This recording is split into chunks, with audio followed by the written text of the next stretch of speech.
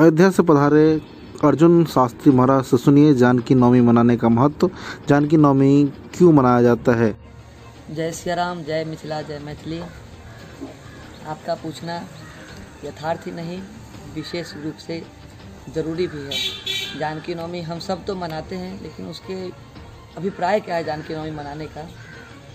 जानकी नवमी मनाने का अभिप्राय यही है कि भगवान राम जी का अथवा भगवान नारायण का आह्लादनी शक्ति है माता जानकी, राधा रुक्मणी या नारायणी स्वयं महालक्ष्मी। तो भगवान राम का अवतार हुआ था जानकी नवमी से 1 महीना पहले, जो चैत्र शुक्ल नवमी को।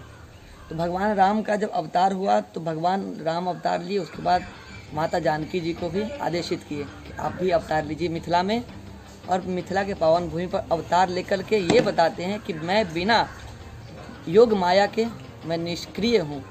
भगवान राम बिना जानकी जी के निष्क्रिय हैं, यानी सफल नहीं है किसी कार्य में। ये स्वयं भगवान राम कहते हैं, क्योंकि वाल्मीकि जी ने भी कहा है सीता या चरितम महत। भगवान राम जी के रामायण में सीता जी का महत्ता जो है सर्वोपरि माना गया है, कहा भी गया है। इसलिए बिना जानकी जी के भगवान राम निष्क्रिय है।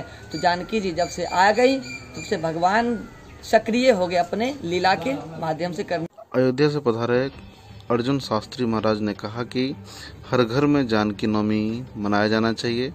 मिथिला की बेटी का आज के दिन प्राकट्य दिवस है।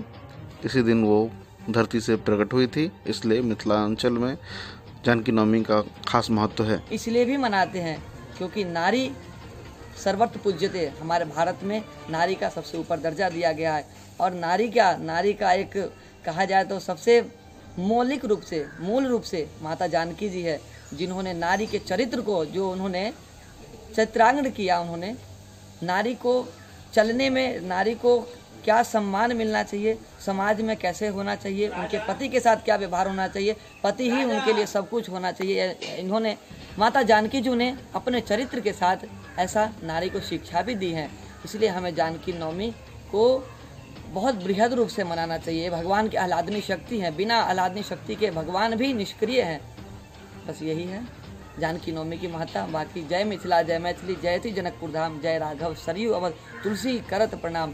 जानकी जी और राम जी में कोई अभिन्नता नहीं, अभिन्नता है। कहियत भिन्न न भिन्न, बंदो सीता राम जी पद नहीं परम प्रिय किन। गिरा अर्थ जल बीज सम, कहियत भिन्न न भिन्न।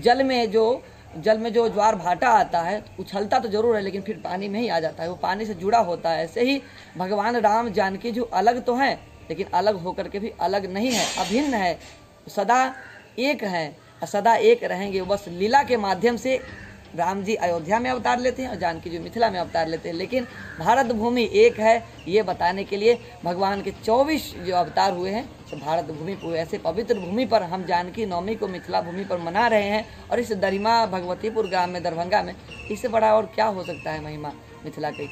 इसी के साथ जय सिया राम।